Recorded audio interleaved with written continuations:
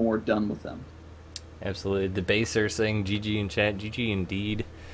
Good work. Debaser is going to be moving on now since he won that game to go up against Eternal Dreamers Dredsky.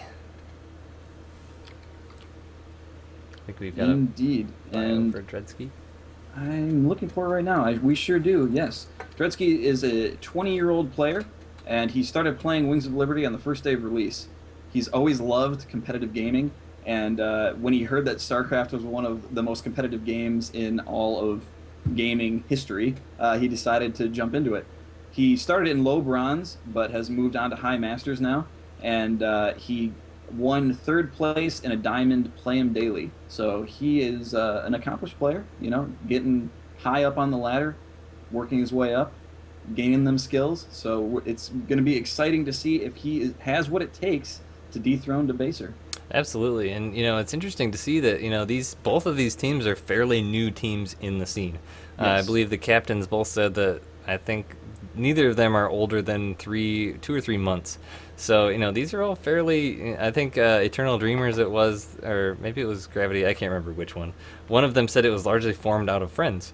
So they're just building their group of players out of friends and slowly building, and this type of tournament is really awesome for that because it really gives you exposure as part of the community, and it's fun to learn the storylines and where all these players come, hear how Mhm. they started from their lowly bronze, silver playing, starting from release day, just working at it, now all of a sudden becoming these players that are on the verge of breaking into potentially the big scene. Yeah, absolutely. These players are working hard and they're getting together in groups. They're watching each other's games. They're training against each other. They're getting better. They're climbing the ladders. I mean, that's just the power of the community that you're witnessing here live. And I guarantee you're going to see some of these players represented in some of the bigger tournaments in months' time. Even it only takes one tournament to allow one of these players to break out, and a lot of them have been playing incredibly well in this tournament and even placing fairly well in some of the top tier tournaments that we've been seeing, including WCS. So it'll be really fun to watch how their careers develop, and it's great fun to see them playing tonight. Absolutely. And as we move into Game 7 here with Debaser versus Dredsky, everyone in the chat, give us your predictions. Is it going to be Debaser or Dredsky? Dredsky's going to be our Zerg. Debaser going to be our Terran that has now been playing excellent against all of the forces of Eternal Dreamers that they've been throwing at him. Can he do it again to wrap up the win? Let's find out. Debaser does want us to plug his Twitch TV channel as well. It is twitch.tv/DebaserSC. So you can check him out there, follow his games, see how he improves, and watch him as his career continues to develop. Great games tonight. Absolutely. As we jump into the game, in the upper right corner-ish of this funky, awesome map is our Team Gravity player, Debaser. And in the lower left-hand corner-ish of this map, we have Eternal Dreamers. In the purple trunks, it is Dredsky. Is Dredsky going to be able to pull us out? We've had one ZVT so far today, and it was, Debaser handled it really well. He had some great micro against the Ling Baneling. I wonder if Dredsky will be able to pull out something different.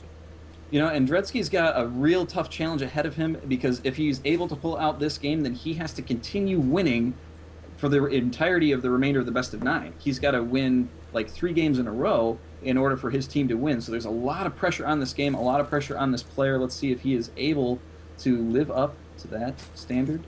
Absolutely, and as both players get moving, producing their miners and builders, just take a quick second to thank our sponsor, DOS Keyboard, for sponsoring StarCraft 2 Community Team League, as we've got a little bit of scouting going on here from Dredsky. They're putting up 5 keyboards for the winning team. That's really awesome that corporate sponsors will see the value in this, and we appreciate that. Also follow at SC2CTL on Twitter, as well as our own accounts at WingnutSC, at Gallegation. We'll be tweeting about all of the matches that we'll be casting going on in the future weeks of SC2CTL. And we've got a lot of tournament left for you guys, so please do check us out in the future. There's going to be great games, and I anticipate that the caliber of play is just going to either continue on this caliber or even increase. I fully expect that a lot of these players are going to continue to grow in their ability, and a lot of these teams are going to play some players that they've been holding back for some of the later tiers of the tournament just to have some wild cards. Absolutely. Some of these teams definitely do have some, as well as those breakout players like we talked about, they do have some actually well-known players in the community. So definitely want to stay Wow. tuned to check those out. And we see Dretzky going 3 base before hatch here. Or That's sorry, before interesting pool. against Terran. I have not seen this as much, but also to his favor, Debaser is doing a quick command center as well. But he did get that. I think he got that drone in there to scout that. Yeah, he did see the command center, so that's what prompted him to put down the third hatch of his own. Good play. Baser is also scouting, and it remains to be seen whether or not he's going to end up scouting that third. Has not seen it yet. Would he have the intuition, knowing that he has been scouted, to go check it out? Looks like he's just gonna. Oh, he does make a little turn to the left, and he is waypointing his SCV, so he's gonna know that that third base is on the way. He's gonna have time to put up some tech of his own or expand again if he wants to as well. And we'll see what's happening. He continues to make Marines, and looks like an SCV is putting down a factory, so he's going to continue on the aggression path, it looks like. It's like a factory coming down for Debaser. Debaser has like the modern 111, it looks like, with either Hellions or Mines or both into early medevacs with some drop harassment. Could definitely be potent against Dredsky going for such early hatches. Oh, that Overlord comes in, sees the Marine, and hightails it out of there. And Debaser has a real good opportunity here, but he has to make it fast, because if Dredsky is able to get this economy up, then he's going to be able to produce units at an amazing rate. Yeah, that Overlord was coming in just to scout the gas timing of Debaser to see if it was there, and he did see it. So he's going to know that there will be some kind of factory play coming at least. Reactor going down on the barracks as well. We do see a starport coming down from Debaser now. The factory is going to switch with the barracks for the reactor, so likely we're going to be seeing some Hellions come out. Good play by Debaser. That's what he opened with the last ZVT he played in. Use those Hellions largely to keep the creep back and keep the Zerg player trapped a bit, so they couldn't get a whole lot of scouting out. So I'm suspecting he's going to be doing the same thing again. That Marine both those Marines putting the hurt on that Overlord. It's going to get in just enough possibly to see the second gas. We'll see if he saw it. No, he didn't. So as far as he knows, he just has one gas still. Sending another Overlord over to scout. These Hellions are now out, 2 of them, 2 more to follow. Looks like Dredsky's first Zerglings are now coming out. He does have a spine crawler going to the front of his natural, and those Lings are heading out, going to scout out what they can. 6-minute Zerglings, folks. Zerglings, nice spread on the Zerglings to see if there are any SCVs scouting around. He's going to be able to get all the vision. Also scouting around, there's a funny little path back here to the back. Looks like he's going to be checking out too. I've seen a couple players before will put a couple supply depots on there to stop the swing arounds from Zerglings later on in the game, but these Hellions are going to be moving out to see what they can find. It looks like they're going to be heading towards that third base, but they are going to be greeted by a Queen and a spine crawler. And it looks like Dredsky's playing some Sim City with some evolution chambers going up towards the front of his natural. Yeah, if he was to have a second Queen down there, he could actually block that off for the Hellions, but it looks like he's only got one at the moment. Debaser pokes into the third base of Dredsky. Doesn't really get a lot done. The Queen. He does kill a couple of workers there. Looks like 2. 2 indeed. 2 more Hellions coming across the map. Debaser's going to be just mostly letting Dredsky know that he's here. And gonna, just exactly like that, snipe those creep tumors, keep that creep spread down. So now Dredsky doesn't have any fresh creep tumors out here to be able to spread any creep at all. And he's keeping his queens relatively low. He doesn't have any extra queens to be continuing to spread that creep. So he's going to be hurting on that until he builds up some more energy. Blue flame coming down from Debaser now, so he really wants to make something of these Hellions. Also a Banshee coming out. Haven't seen Cloak yet to check and see if the tech lab, there is a tech lab on the starport, so Cloak will probably come down at some point. So the Hellions going to be trying to push in here to keep Zerglings at bay while some Banshees come out. Looks like Dredsky has not put up any anti-air yet or detection. Nope, but there are a lot of roaches out to deal with those. No lair yet either, Hellions? so he Fire can't trucks. make Overseers. No Spore Crawlers yet. Oh, no. Well, he doesn't have. Well, he does have Cloak. Cloak is does already have Cloak. researched, so this is going to be a bit of trouble for Dredsky. And he's going straight for that queen. It looks like, oh, he's going to pull off and start hitting the drones instead. One goes down, second goes down. Man, third that's goes rough for down, Dredsky. Spore He's crawler gonna does come down. have free So- reign here. Drone kills. And he's not pulling him. He realizes that there's probably not a whole lot of point. The Banshees are just going to follow him. Putting up 2 Spore Crawlers here. It looks like he's going to let him finish this. He doesn't care. He's just going to take the opportunity to kill all the drones. Dredsky doesn't even really bother pulling the drones out, as the Spore Crawler does finish. The Queen and the Spore Crawlers are going to shoo the Banshees away. Ooh, 22 drones killed from Debaser. Hellions now with Blue Flame finished are going to be coming in to see what issue they can make at the third base. They're going to be able to make quite an issue because there's a huge number of Hellions at 11. Roaches heading towards the front. They are going to be greeted by Mines and Banshee and Bunker, and they are going to run away. There is nothing that they can do there, and in the meantime, he is taking huge damage back at his third. So many drone kills. So many drone kills. Oh my gosh. 39 drone kills, and they're moving into the natural. The Banshees have taken out one of the evolution chambers, opening the doors for the Hellions to walk right in, do more drone damage, 40, 42. Oh, so many drones. Spore Crawlers coming out, going to be able to clean up those Banshees. The Roaches are coming back, trying to deal with those Hellions, but so much damage has been done here.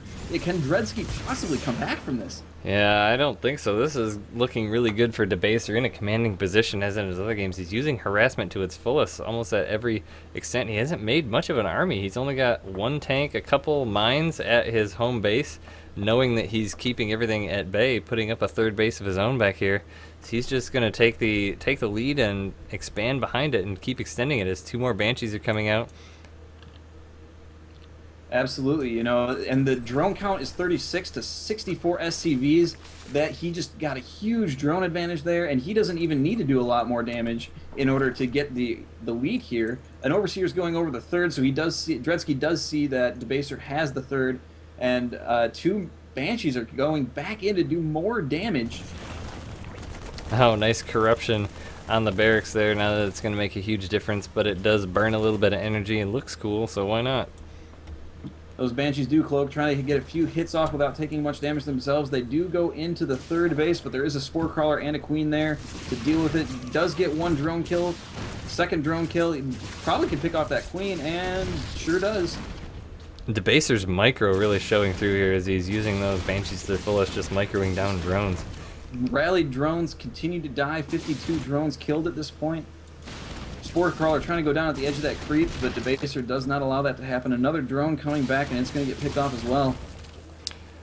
Yeah, I mentioned this before. You know, I was saying that Debaser OP, but it really reminds me more of, I can't remember the player's name, but there was one player that pretty much did all harassment all the time, and that's this style here. It's just keeping Dredsky back and not allowing him to create a whole lot. He is getting a little bit of force of roaches, but I mean, by the time he gets to have any kind of move out, all these drones are going to come out, walk right in front of the Banshees.